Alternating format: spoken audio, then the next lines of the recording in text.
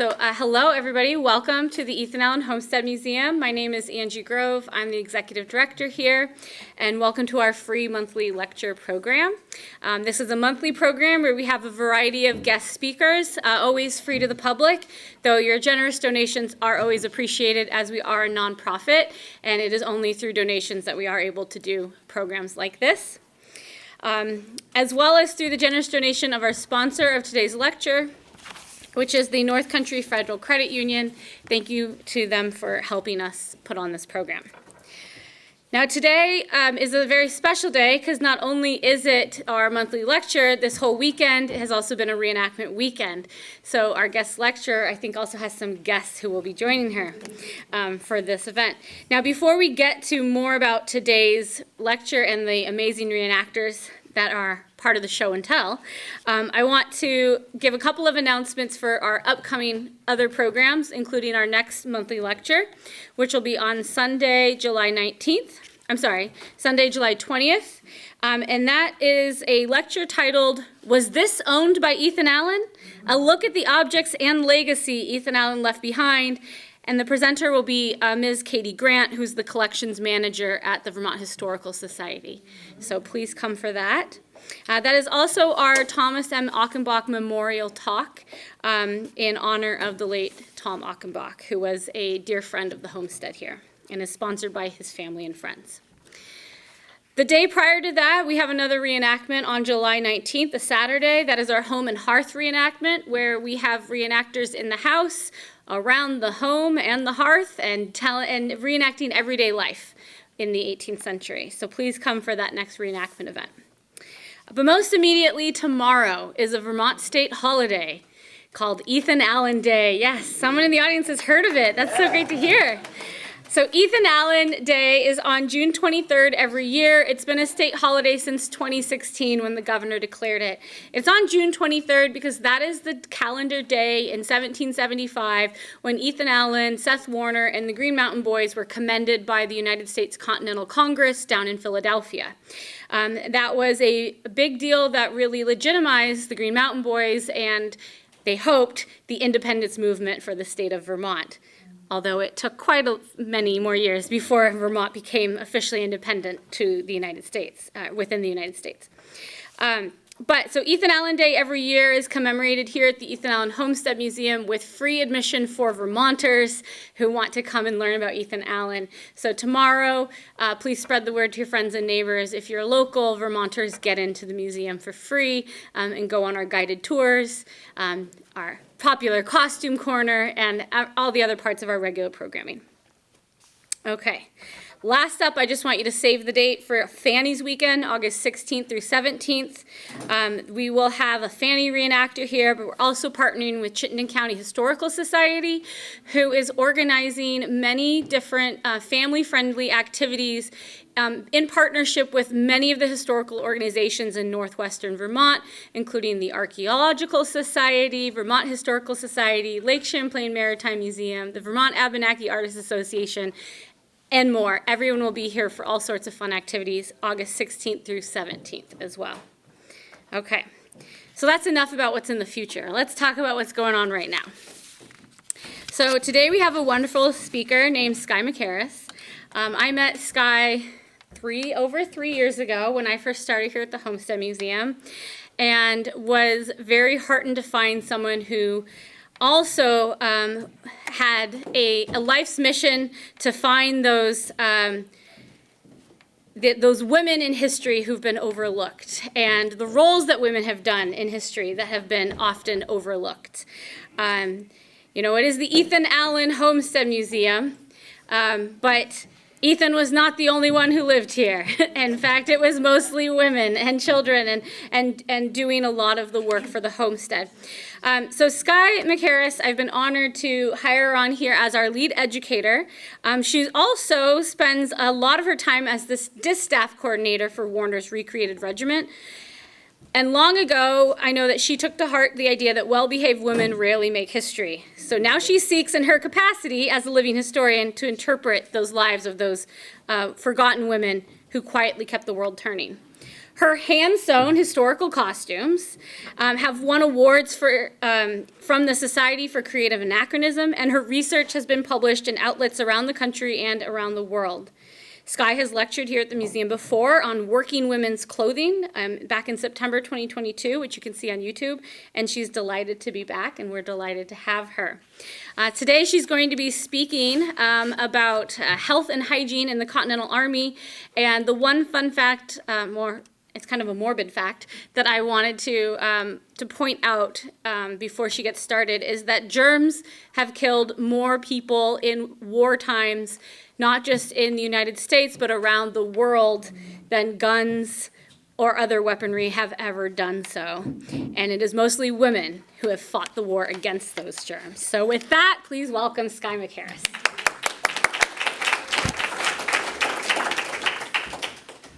All right, so I will do my best to live up to that glowing endorsement.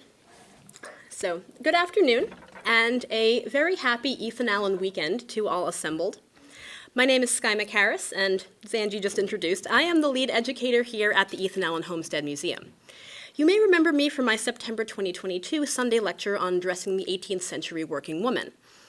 I'm also the distaff coordinator for Warner's Recreated Regiment, a few members of which can be seen throughout the audience right now. Now, the word distaff means pertaining to women, which in practice means that I am in charge of the domestic and non-combat aspects of our regimental portrayal. Now, this weekend, I was up to my elbows in the practical aspects of health and hygiene in the Continental Army, laundering soldiers' dirty breeches from dawn to dusk. Today, I will be discussing the theory behind the practice, what cleanliness is, why it matters, and how it intersects with the health and overall morale of an army on campaign. First, let us define our terms. Specifically, let us draw a distinction between bathing and washing. Bathing, in an 18th century context, refers to full immersion in a tub or body of water. This practice was not as closely associated with cleaning oneself as it is today. Indeed, it was often considered more recreational than strictly necessary to hygiene. Our modern concept of the bathing suit, used for recreational swimming rather than daily ablutions, is an artifact of this cultural distinction. At the time of the American Revolution's outbreak, public opinion was divided on the benefits of full aquatic immersion. Many people believed that water would open the pores to disease. This controversy is subtly but distinctly indicated in the 1777 journal of Lieutenant James M. Hayden, in which he makes reference to, quote, the men of each regiment who are willing to bathe, illustrating that there are some who were, in fact, not willing to bathe. Lieutenant Hayden himself, for the record, went on to state that, quote, the practice should be encouraged as highly beneficial to health. So we know where he stood on that particular controversy.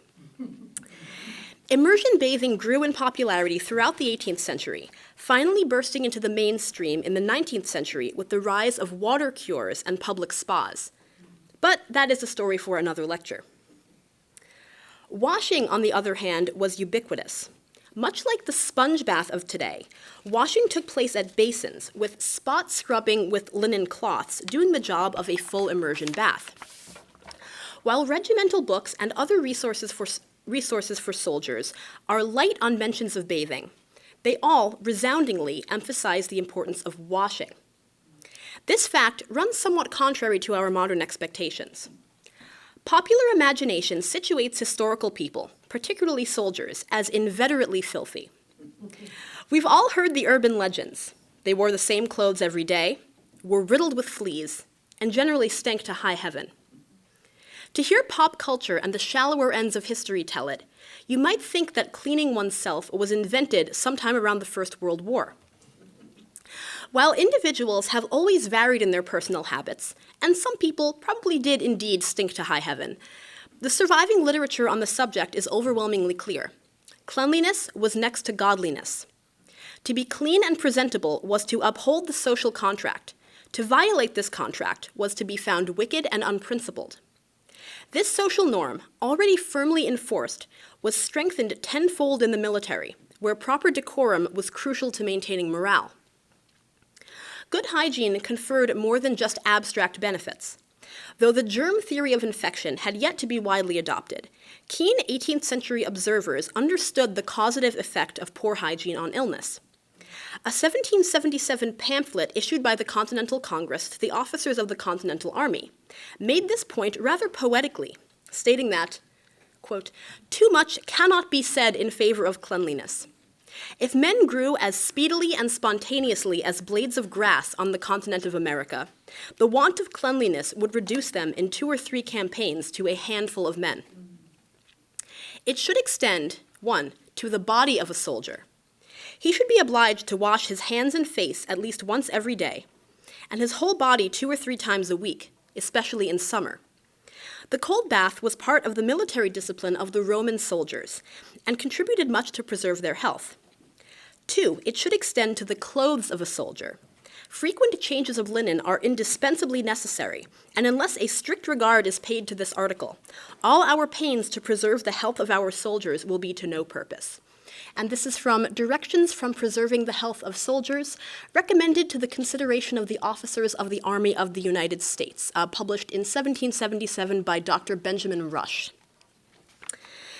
The advice of this aforementioned pamphlet was not merely theoretical, but formally adopted throughout the Continental Army.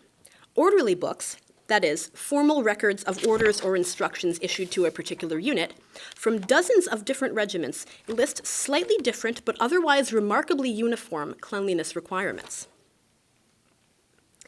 Baron Friedrich von Steuben, writing in 1779, emphasized that, quote, "men's clothes are whole and put on properly, their hands and faces washed clean, their hair combed, their accoutrements properly fixed, and every article about them in the greatest order." Sergeant Jonathan Burton observed in a 1776 diary entry that, quote, "no soldier in this regiment is to presume to appear on the parade for guard with dirty hands or face."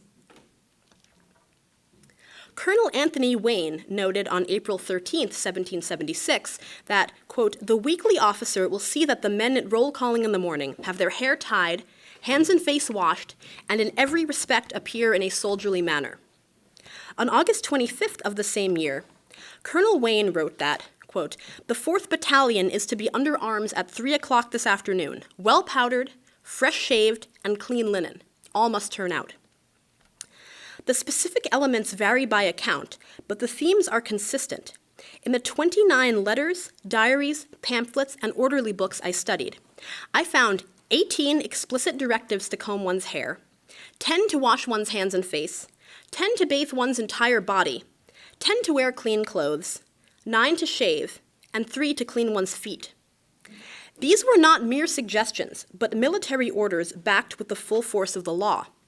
Punishments for disobedience varied, but all were designed to sting.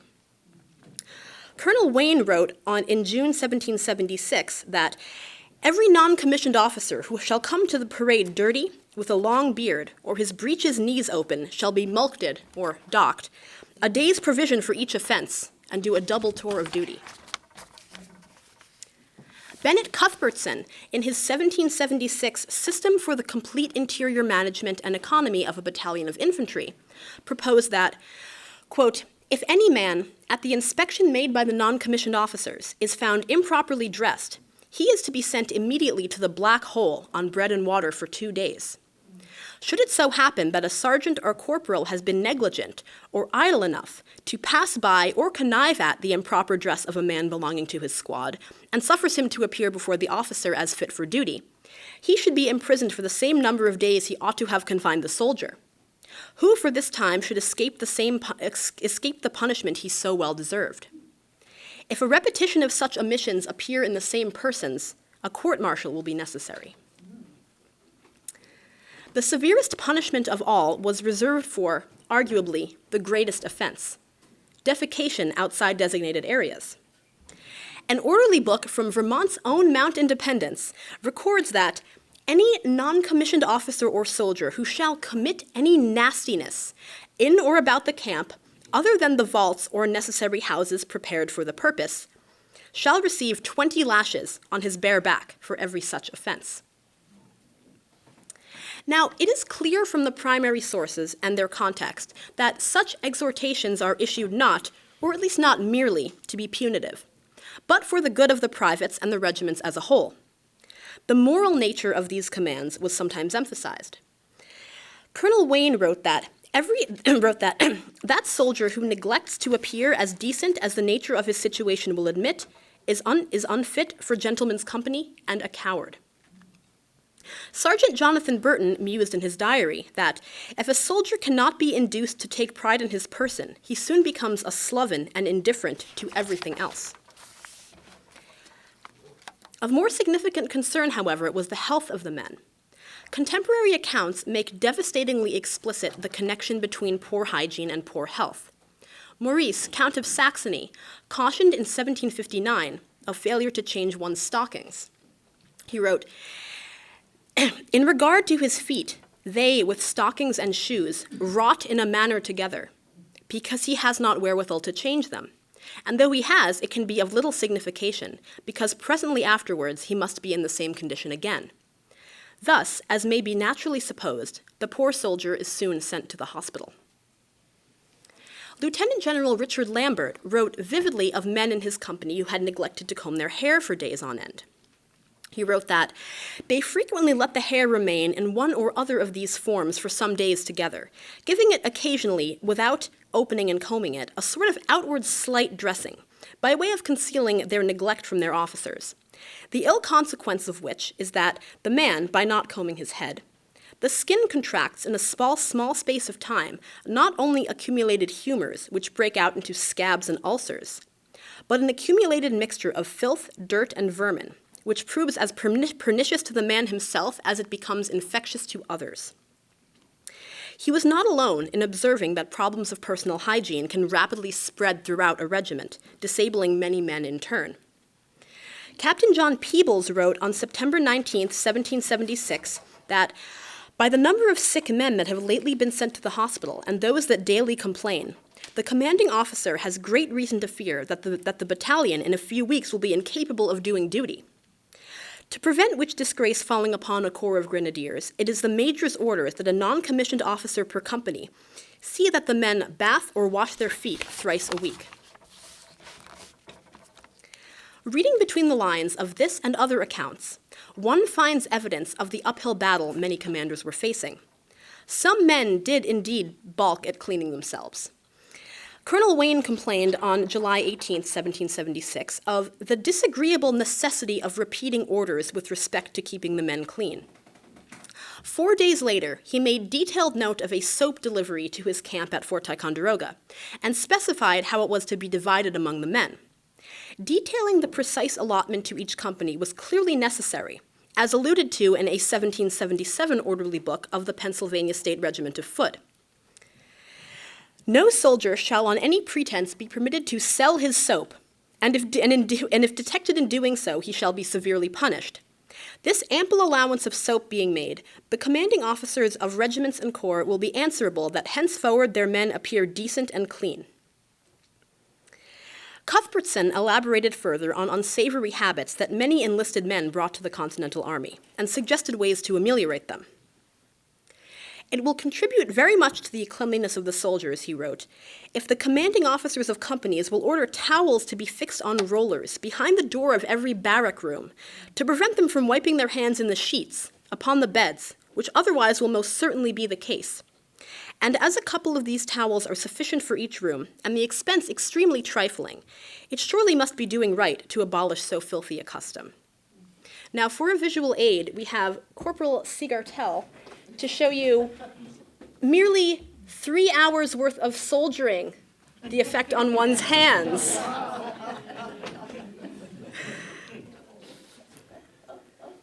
So you can certainly imagine dozens of men, if not hundreds, who are wiping their hands on their bed sheets every night.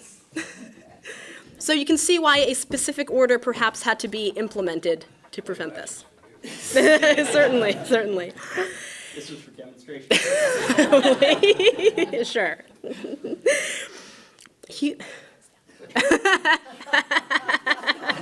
Yeah, you're good. Thank you. Human habits have varied, however, for as long as there have been human beings. It is clear from other regimental sources that many soldiers were indeed fastidious in their personal ablutions, and some seemed even to enjoy them.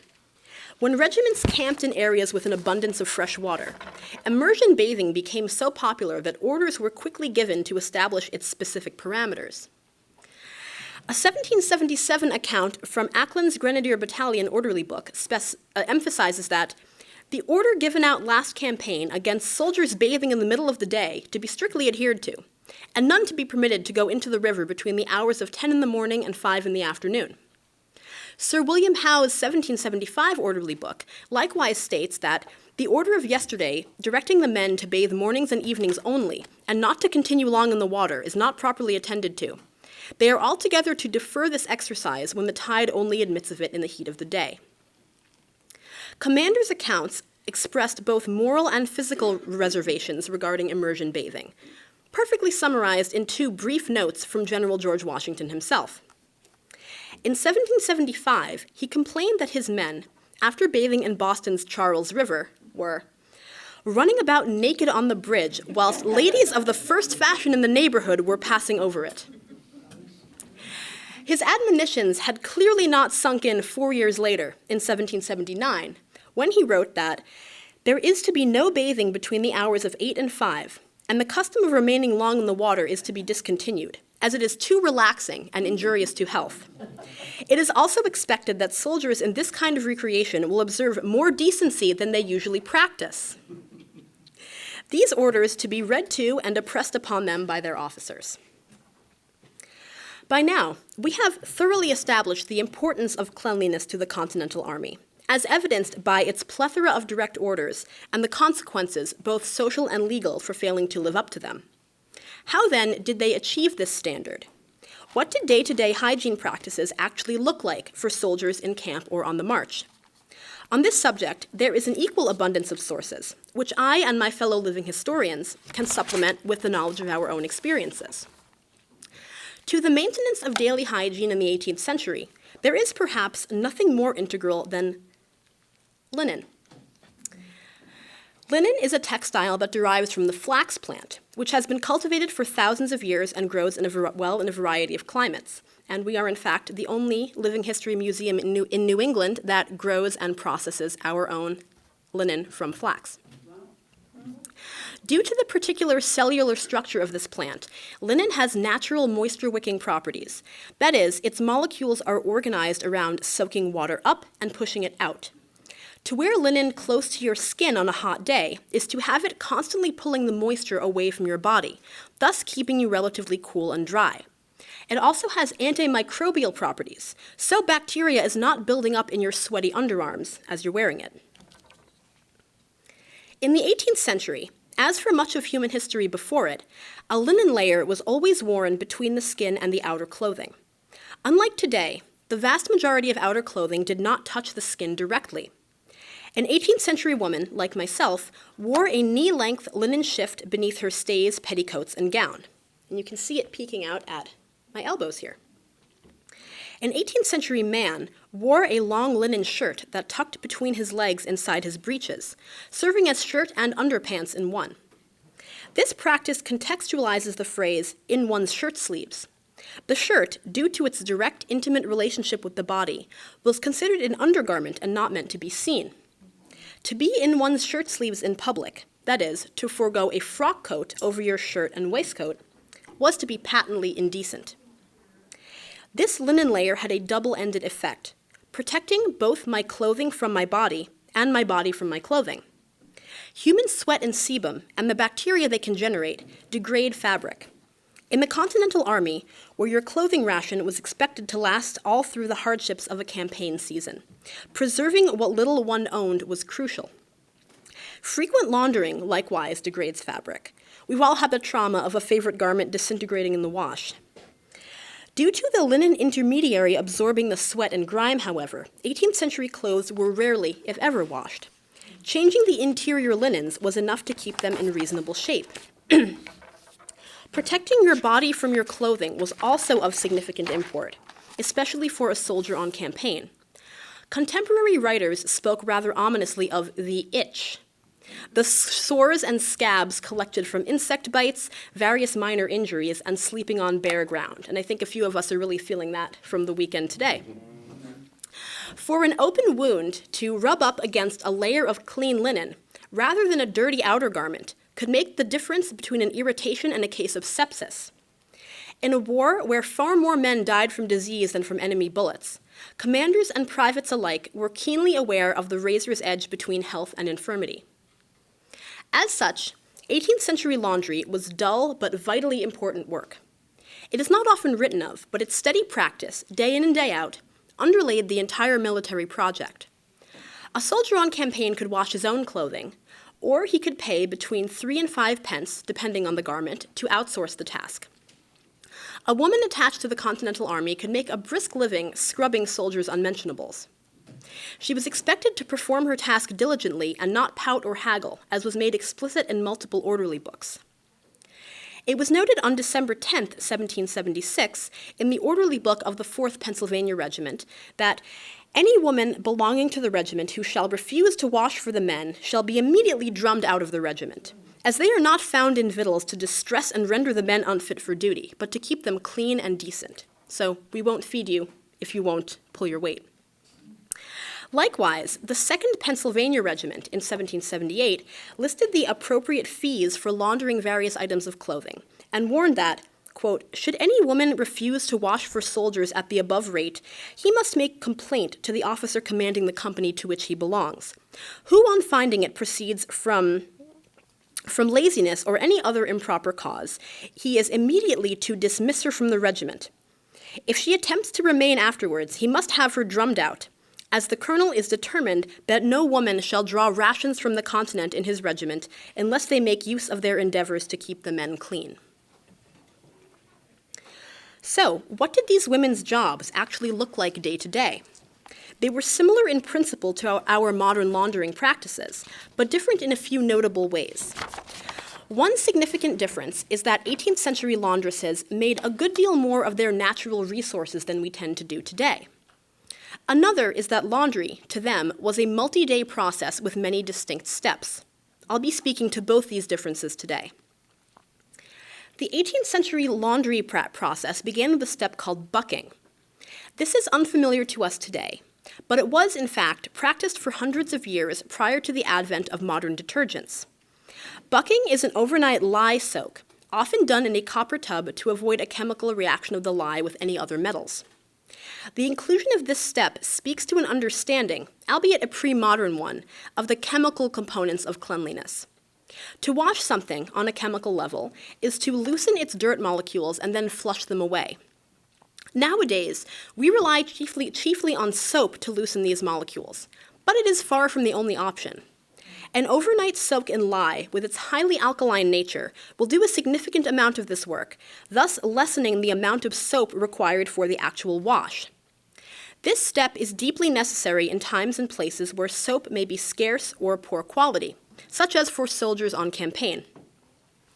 Colonel Daniel Broadhead of the 8th Pennsylvania Regiment wrote the following to Lieutenant Colonel Tench Tillman on December 30th, 1777. He wrote, I conceive that if proper persons were appointed to gather the dirty tallow of the beef cattle slaughtered for our army, which at present is carelessly thrown away, and of the ashes which might be collected from the huts, and furnished with large kettles for boiling soft soap, that the non-commissioned officers and privates of the whole army might soon be supplied with a sufficient quantity to wash their linen, and a great quantity of salt which must be used for making hard soap, saved to the United States. Colonel Broadhead here is referring to the process of making lye, distilling hardwood ash in hot water. It's exactly as easy as it sounds. If you have enough wood to light a fire, you will have enough ash to make at least a washload's supply of lye. If you have beef tallow or olive oil to spare, you can combine these fatty substances with lye to make a rudimentary soap, with no need for the salt needed to create actual soap cakes. And, as I've previously mentioned, a lack of spare tallow or oil needn't deter cleanliness. Lye, by itself, will accomplish much of the task even without the saponification process. Today, lye can be made on the stove, either by boiling the ash and water together or by pouring hot water through a strainer filled with ash. I make most of mine this way, pouring hot water through a tightly woven linen cloth. However, a more traditional method, which you may have seen me attempting this weekend right out by the Allen house, involves a leach barrel and a soap-making stone. A barrel with holes drilled in its bottom is filled with layers of ash interspersed with straw and twigs, forming a natural filtration system. Water poured into the barrel soaks into the ash and filters through the straw. The barrel sits atop a stone with a groove carved in its center, through which the lye can sluice into a waiting container below. Once collected, it can be used either in its pure form or boiled with fat to make a rudimentary soft soap, as Colonel Broadhead discussed. Popular wisdom holds that sufficiently alkaline lye, of a pH around 13, will be able to float a fresh egg. That said, I've had plenty of success without verifying in this way. After the bucking stage, the laundry process looks to modern eyes much more like laundry. An 18th century laundress would perform a series of cold rinses, agitating the laundry with each and adding soap if available. Here, chemistry meets physics. The dirt molecules that have been loosened by the lye soak are now separating from the fabric and being rinsed away. Before the Victorian-era introduction of the washing machine, this was accomplished solely through human effort. Laundresses could beat their linens with paddles or bats, or rocks with nothing else available. They could knead the fabric like bread dough, wringing out water and dirt, which is actually my preferred method. They could also, on the hottest days, take off their shoes and stomp on the clothing in mimicry of making wine. The physical intensity of these methods provides another opportunity for linen's unique properties to shine. Flax fibers, being naturally long and flexible, are up to 3 times stronger than shorter fibers like cotton, and grow only more so when wet. Only the strongest and most pliable textiles could stand up to the regular beatings of 18th century laundry without disintegrating. The 19th century's gradual reliance on cotton over linen undergarments would, in fact, have considerable implications for both bodily hygiene and laundry practices. But once again, that is a story for a different lecture. To return to today's subject, recall that I've specified cold rinses. This seems counterintuitive, as the image of the laundress bending over a steaming cauldron is so entrenched in popular imagination. But consider that hot water, by its nature, will set stains, while cold water will help release them. An 18th century laundress cold rinsed her linens until the water ran clear. Only then, when they were sufficiently white and no stains could be set, would she boil them to kill any remaining bacteria. Now, what other substances might she use to keep those whites sparkling? Just as we use various additives and whiteners today to I'm all set, thank you. Just as we use various additives and whiteners today to tackle well-set stains, our 18th century counterpart had similar tricks up her metaphorical sleeve. There was plenty that could be done in the absence of a consistent soap supply. In particular, soapwort and fuller's earth, 2 natural substances accessible to keen-eyed foragers, could go a long way. Soapwort is a type of flowering plant that, when boiled, undergoes a process very similar to saponification, producing a foamy white substance that can be skimmed off the cauldron and left to cool, then to be used as a soft soap. Fuller's earth is a type of clay silicate that absorbs grease and oil. It is so named for its use in the fulling, or wool refining trade, in which it was integral to removing lanolin from the processed wool. Laundry texts throughout the Middle Ages and early modern period make explicit mention of fuller's earth, such as a 14th century housekeeping manual that included the following. Have fuller's earth soaked in lye and put it on the stained spot. Let it dry and then rub. If the earth doesn't come off easily, have it moistened in the lye, let it dry again, and rub until it goes away. Or, if you don't have any fuller's earth, have ashes soaked in lye and put those well-moistened ashes on the spot. Though fuller's earth was not discovered in North American soil until the 1890s, its established presence in Britain and the European mainland indicates that it is something with which the average continental soldier might have been familiar and may have had access to via trade networks. Another method to which all armies throughout human history have had ample access goes by the name of chamber lye. No points if you have already worked out this euphemism. Chamber lye is, in fact, stale urine collected from chamber pots and latrines. Though it is significantly more acidic than highly alkaline ash lye, with a pH around 4, it is similarly useful for overnight soaks and particularly for spot treatment of difficult stains. Hannah Woolley instructed in 1677's The Complete Chambermaid to, quote, lay the garment all night in urine, rub all the spots in the urine as if you were washing in water, then lay it in more urine another night and then rub it again, and do so until the stains be quite out. Some reenactors have reportedly attempted this method, but I have not yet been quite so successful at convincing my regiment. Now, despite the prevalence of the clothesline in rural America, a curious image pops up regularly in pre-modern laundry depictions, that of white linens stretched out on open ground to dry.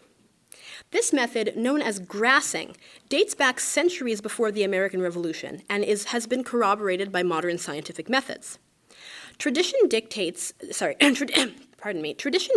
that linens laid out on grass to dry would wind up brighter white than those hung on a line. And studies bear this out. As sunlight bleaches from above, oxygen released by grass bleaches simultaneously from below. In my personal experience, it also smells quite pleasant. This method, of course, was reliant on ample space and clean ground, both of which could be hard to come by for an army on the march. Indeed, most illustrations of camp laundries specifically show textiles hung on lines or draped over shrubs or trees. One imagines that a freshly grass-bleached shirt might have been a rare luxury upon decampment to a more spacious area. Nonetheless, the sun itself was an asset even absent the grass component, being both a bleaching agent and a potent disinfectant. Clean linens, however, were only one part, though indeed an integral one, of campaign hygiene. Laundresses could do only so much. The task eventually fell to each individual man to maintain his personal toilette. The orderly books I perused have in common a strong emphasis on hair care, both scalp and facial. On this subject, modern misconceptions abound. Historian Abby Cox, in her 2021 book, The American Duchess Guide to 18th Century Beauty, addresses a particularly enduring one. One of my favorite myths is that women would leave their hair up in these elaborate hairstyles and rats would live in them. Seriously, rats. Can you imagine having a rodent that weighs between 8 and 12 ounces living on your head? Now imagine Queen Charlotte of England living with rats on her head. It just doesn't make sense. It's so illogical, it's funny. But for some reason, people have perpetuated this myth over and over again. What is true, however, is that 18th century hair was not washed nearly as often as our own. Notably, continental orderly books, in describing enlisted men's hygiene requirements, rarely refer to washing one's hair, making far more frequent mention of combing and powdering. It is easy to assume in the 21st century that these actions are largely cosmetic. In the 18th century, however, they were the principal ways of keeping hair clean and free of vermin. Powder, in this context, must be understood not as a fashionable accessory, but as a sort of dry shampoo, absorbing dirt and grease from the hair much as fuller's earth absorbs it from cloth. Powder was often used in combination with pomade, or pomatum, oil-based creams that coat the hair and provide a conditioning effect. In her book, Cox discusses the results of her own year-long experiment in using pomade and powder in place of shampoo. She writes, "Most people associate pomade and powder exclusively with the aristocratic elite, but these products were available to everyone. This was hair care, as basic and simple as hopping in the shower for us today. Combing your hair was encouraged in 18th century hair care books for a reason. It moves the oils and powder away from the scalp and prevents buildup. On the other hand, brushing your hair is a terrible idea. Brushing makes the powder pile up and look like the worst case of dandruff of all time. It isn't a good look." She continues, "Throughout my experiment, I had to do a fresh pomade and powder at minimum every 2 weeks, but it was best to do it every week. The fresh application of pomade and powder would clean and freshen my hair and make my scalp feel better. A day or so after applying fresh powder, it would start to disappear. While my hair wasn't as dark or glossy as it would be when freshly washed with shampoo and conditioner, it also didn't have that stereotypical powdered look. The powder would be absorbed, but I would still have the pliability and volume that I wanted, while my hair was more natural in color. I never got lice, fleas, rats, bugs, unicorns, narwhals, boogeymen, or unwanted vermin in my hair. I would find bits of thread and fuzz, though. I never got an infection, nor did I lose my hair. It was healthy and happy as long as I combed it. And you can check out her 20-minute YouTube video on the topic, which is a very interesting watch. Together, end quote. Together, powder and pomade behaved much like the shampoo and conditioner of today, even without the addition of water. The one absorbed grease and dirt, while the other coated each strand in protective, nourishing oils. Some pomades, depending on their specific ingredients, were even protective against lice and fleas. Historian Lauren Stowell writes that, quote, Historian Lauren Stowell writes that, pomade will not attract lice, bugs, rats, or other vermin because of the scents used to prepare it. Clove oil, regularly featured in pomade recipes, is a natural pest deterrent, as is citrus oil. Both are often found in modern-day natural flea and tick repellents for your pets. Wearing pomade and powder will not cause you to get lice. While lice don't care if your hair is dirty or clean, they have a difficult time adhering to the hair strand if there is pomade and powder on it. So, wearing pomade and powder might actually prevent you from getting lice. Combing, as well, was integral to this process, for far more than just the detangling we rely on it for today. In the absence of a good shampoo scrub, the teeth of the comb performed a similar function to our fingertips in the shower, disrupting bacterial colonies and loosening dirt molecules. Combs also distributed natural oils evenly throughout the hair, preventing them from building up on the scalp and festering. This was necessary not just for personal comfort, but for preventing sores that might develop into more systemic infections. Recall from a few slides back Lieutenant General Richard Lambert's vivid description of, quote, accumulated humors which break out into scabs and ulcers, and an accumulated mixture of filth, dirt, and vermin which proves as pernicious to the man himself as it becomes infectious to others. Now, it is important to note that most of our primary sources for 18th century hair care concern civilians with reasonably stable lives and few supply chain issues. Indeed, there is ample evidence that, although Continental soldiers were held to the hygiene and appearance standards of peacetime, they were often unable to reach them. Many orderly books make reference to the instructions within being followed when able. A particularly illuminating juxtaposition comes from the previously mentioned Cox and Stowell work and the 1778 orderly book of the 1st Pennsylvania Regiment.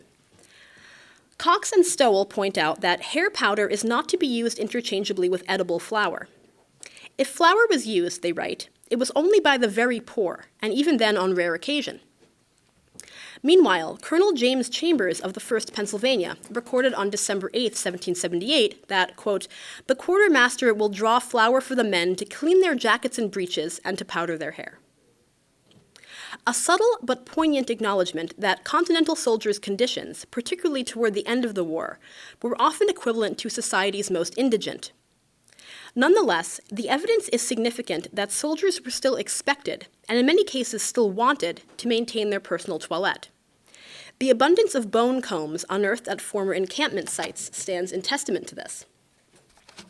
So, too, does the preponderance of travel shaving kits, including this one currently in the collections of Mount Vernon, belonging to General George Washington himself.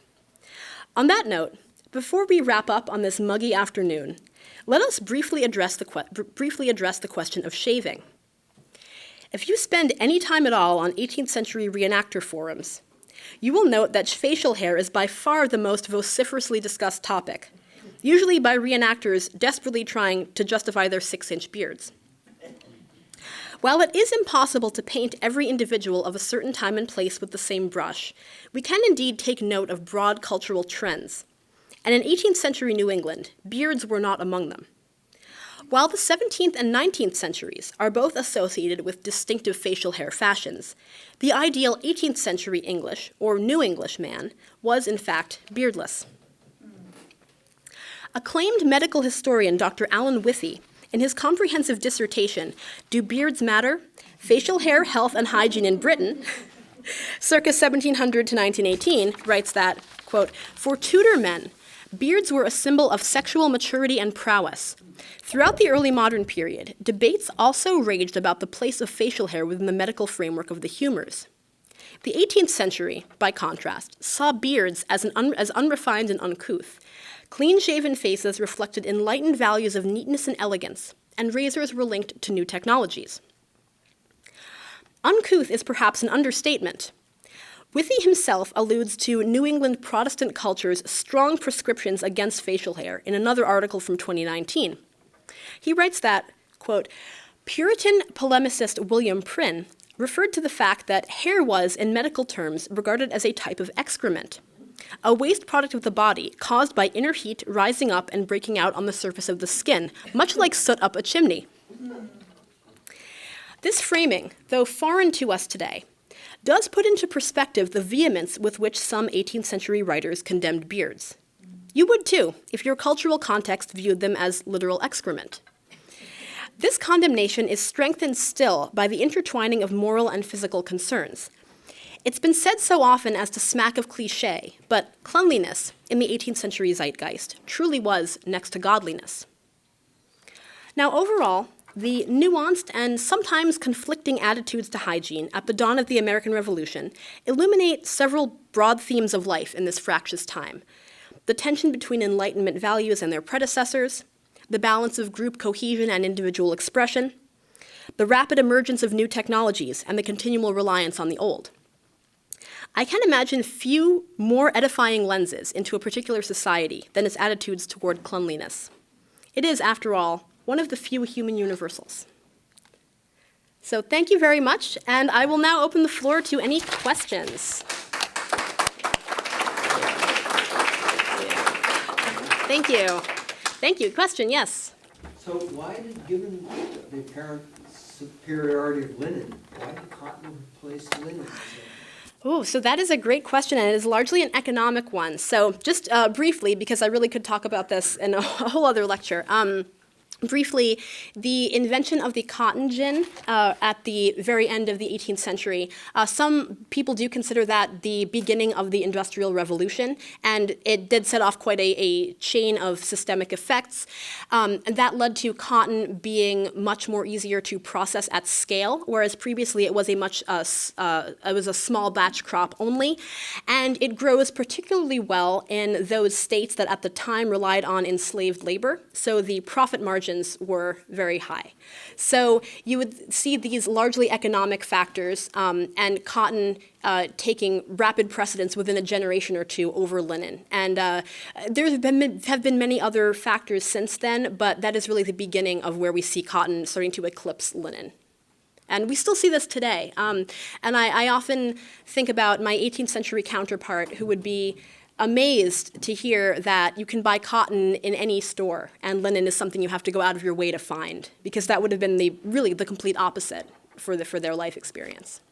And even today, like the linen shirt is more expensive than a cotton shirt. Exactly, yes, exactly. Yes? Was there any brief comeback of linen during the Civil War when cotton wasn't coming out from the South? So that is a good question, and I don't know too much about the economics of that time. I can make an educated guess that possibly, so the linen trade had never quite gone out of fashion. It was still prevalent prevalent to a smaller scale. But I actually don't know the more educated answer to that question. So if anyone knows more than I do about Civil War era economics, you're welcome to throw your hat in the ring for that. Oh, well, next time. I'll Google it. Oh, yes. Yes. No, but, typhus was carried by lice, and that was particularly bad during the Civil War. So I'm assuming Yes. they were not using linen, they were probably primarily using cotton. Yes, they could have been, although Wool Wool too. Well, wool in this context, wool has always been used. And wool, even in the 18th century, was very common. You'll see a lot of wool, including on the regimental coats of the men in our regiment. You see breeches, waistcoats. But the interior layer would always have been linen or cotton in the 19th century. So even when you have wool, it still isn't directly touching your body. But to your question, the typhus, unfortunately, in this time period, that was prevalent as well. And it really does describe quite an uphill battle, reading the primary sources, that these were the efforts that they would attempt day in and day out to stay clean and healthy. But as you can see from just one day of training, you can see how filthy people get. The sleeping conditions as well makes a big difference. The number of men crowded into a room, things like that. So the things we can do are sort of a drop in the bucket at times, but they are still worth pursuing. Yes? So just an observation, when you showed the white shirt that the gentlemen wear and then they tuck it in Yes. and everything, the first thing that came to my mind was Pride and Prejudice, where Colin Firth goes into the water and then he comes out and Elizabeth sees him, and I never thought it was such a, what's going on? I knew that it, like, everybody was like a Twitter about the whole thing. This one.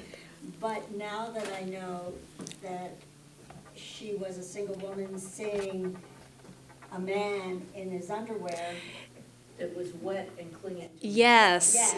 Yes, no, that's exactly right. It's shocking in the movie. It's shocking. No, that's exactly right. And from a modern perspective, you might think of him as wearing a Speedo instead, for the cultural context that would have occupied. No, that's exactly right. Also, from personal experience, somehow it's worse to have a wet chemise on if you're to go in the water than to actually have your clothes off. I don't know why exactly. No, but it makes sense. Yeah. It just, I don't know. More scandalous. It is more scandalous. I don't know. It's just. Well, it it's has. Like wet chemise contests are a thing, and just we'll just leave it there. Yes. Guys use the Winooski River all weekend? Oh, yeah. No. Not quite. Yes. So I was curious about the trading routes that might have been possible for the Fuller's Earth. Yes. Are there other products for hygiene and health that were sometimes traded? Yes, certainly. So the Fuller's Earth, that is, I don't know in particular any established routes for that. That is just sort of my conjecture, given that this is a product widely available in England, and then the close relationship with New England.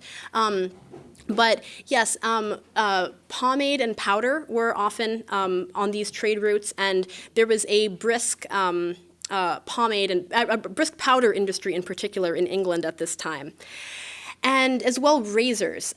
So Sheffield, England, is particularly known at this time for razors. And in my primary sources, I kept coming up over and over with archaeological finds of razors at American encampments. They are almost all have a maker's mark from Sheffield, England. So that was really the razor capital of the world at that time. Yes? So maybe I missed it and you already spoke to it, but the powder, is that made from talc? So that is made from a variety of things, and in England at this time it is made from sort of the more damaged or byproduct wheat kernels, and that is just repeatedly boiled until it becomes sort of like a cornstarch consistency. And so it is not to be used interchangeably with edible flour, but then even though it does come from a similar process as creating the edible flour. Abby Cox's video on YouTube, which you referred to, is really entertaining and really goes into that in depth. Yes, and she was a reenactor for several years at Colonial Williamsburg, and she talks about the historical hygiene practices that she followed in her time there. So it's very, very interesting. Thank you. Welcome. Yes. I was particularly interested in the fact that they did not want them to defecate except in certain areas. So did they have an Yes. understanding of fecal and dysentery? They did, yes, and I am not exactly sure what terms they would have put this understanding in prior to germ theory, but they did nonetheless understand this, and the Mount Independence Orderly Book that I referred to, they do talk in more detail about setting up the latrines in a way that is not upstream of any water sources. And so the 20 lashes on the bare back seems harsh, but it really, the context is you are endangering every person in this regiment. Yes? You got me thinking, how do they stay hydrated? Were they drinking the water? So that is, actually, do any of you want to speak to that? And as to, or rather, do you want to speak to your hydration requirements throughout the day, or just things like that, how it feels? Lots. Yes. Yeah. Hydration is incredibly necessary. One of the things that we Yeah, check, stand up. Okay. Come on. One of the things that we check every time before we go out is we check that people have water. There are several times while we are in an engagement where where corporals will order their privates to take water to make sure that everybody is hydrated. Yes, and this is a So corroborated order as well. Yesterday we did 3 engagements, and I had 3 full canteens, 1 for each engagement, and I pretty much finished off my canteen each time. And as to that, when fresh water was difficult to come by, you would often see the daily rum ration being poured into the canteen to disinfect it. So the mixing of rum and vinegar as well. So switchel is sort of an 18th century hydration drink, which is vinegar and honey. Or vinegar and honey, and just different combinations of apple juice, apple cider, different ratios. But the vinegar is a disinfectant both for the container that it's in and for the mouth and throat as well. So that's going to help if the water you're drinking is not pure. Also the electrolytes that you get from the switchel. Yes, absolutely. It really does perk you up in the afternoon. Yeah. Yes. If you don't have a canteen, you do not go out in the field, and one of the, in terms of like emergencies, things like that, the overwhelming majority is people not drinking enough, especially. And it's not always in hot weather, too. It sneaks up on you sometimes. So sometimes we seem a little hyper-vigilant about, like, when did you last drink? But I actually was in a camp that actually had the necklace of shame, that if you were caught not drinking enough water, you wore the necklace, and the only proper response was if somebody asked if you had drank water, it had to be, I just finished something, otherwise you had to drink the water. And until somebody else earned a necklace of shame, then you got to pass it off. But it was a fun thing, but it's actually surprisingly, we need a lot more water than you would necessarily. Oh, yes. It's not Oh, yes. just people out in the field. Oh, yes. And to that end, you do sometimes see orders to take the field in shirt sleeves, which is not, even though it is technically indecent, it is better than someone passing out. So, oh, yeah, sorry, you were going to say? And then I did have a question over there after. I'm not ignoring you, but just as soon as he... I was going to say that also, like, I have seen people go and take ambulance rides to the hospital for dehydration. It is not uncommon. No. Oh, yeah. Yeah. All right, question, yes, sir. Oh, Yes. I'm wondering if we're talking about purity of water, is beer ever used as a way of purifying water? Yes, this time. So beer, small beer in particular, which is a beer with a very low alcohol content. And so this is not getting you drunk, but this is just essentially almost the purified form of water. So you see this being drunk quite a bit. Although later in the war, you see a lot of supply chain issues popping up, and that does, one can imagine that does increase the incidence of waterborne illnesses as well. Skye, we have time for 2 more questions. Okay, sure, yes. This is a little bit off. Sure, yeah. the center of this discussion, but if you go across the lake to Willsboro, there's an old museum over there. Yeah. And the guy who had the museum was telling me that when Burgoyne came down with his men on his way to Saratoga, they brought typhoid to. Okay. And there's actually a graveyard on the Willsboro side that's mostly children apparently who died as they camped on their way south. Really? So I have a question about if the Continental Army was clean, or they had. Well, they tried, yeah. Have the same standards, or was there a problem with this mingling of? So that's a very good question. So some of the sources that I've cited here actually do come from British orderly books specifically. So they do have the same standards, and these standards are actually remarkably uniform across cultures. One of the sources, there was a German source I cited here and a French one as well. So you do have a lot of the same observations being made about hygiene. But just as I had mentioned earlier, these efforts, they are sort of pushing uphill against some of the inevitabilities caused by the conditions of campaign. So some men are going to get sick, and there are going to be outbreaks, but these methods are not preventing it, but just doing what you can to minimize it as much as you can. Yeah, you're welcome. All right, one more. Anyone? Okay, yeah, sure. So my knowledge of the Continental Army is pretty much limited to the fact that I lived a couple miles down the street in New Jersey, from where the Continental Army overwintered 2 different winters. Oh, okay. In New Jersey in the Watchung Mountains. Okay. So this is winter. Yes. They're building huts, and my knowledge is mainly, well, what the information I got there. But they're like one step up from camping out in the winter. They're Yes. huts, they're crammed together. Okay, so, and I don't know about the officers, some of them actually stayed in houses. Yeah, the Third Amendment did not exist yet. Right, so, the men don't have enough clothes to keep warm, don't have enough wood to keep the huts warm, don't have enough food, they're starving, disease is prevalent, they're dying, they're not fighting, they're just trying to survive the winter, because the English are probably overwintering in like New York City or Staten Island or wherever they are. So the Continental Army, they're starving to death. They're desperate, they're just trying to stay alive. So that's my impression of it. This seems like a luxury. This seems like warm weather, bathing, soap. If they didn't have food, would they have soap? You know, were there different times where the Continental Army was doing really well and men could actually be able to conform to these standards, and other times when this would be just a complete luxury? Oh, absolutely. And just from what you've mentioned, there were indeed conditions that were very harsh. And I did allude here to, particularly at the end of the war, you will see a lot of the instructions in the orderly books that will say standards upheld when able, or to the best of your ability. So this is outlining the gold standard, and the degree to which it was maintained in different times and places was certainly variable, as you say.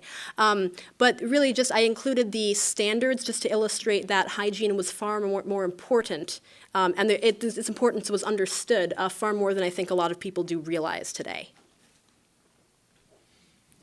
Skye, thank you so much for your presentation. Thank you. Thank you.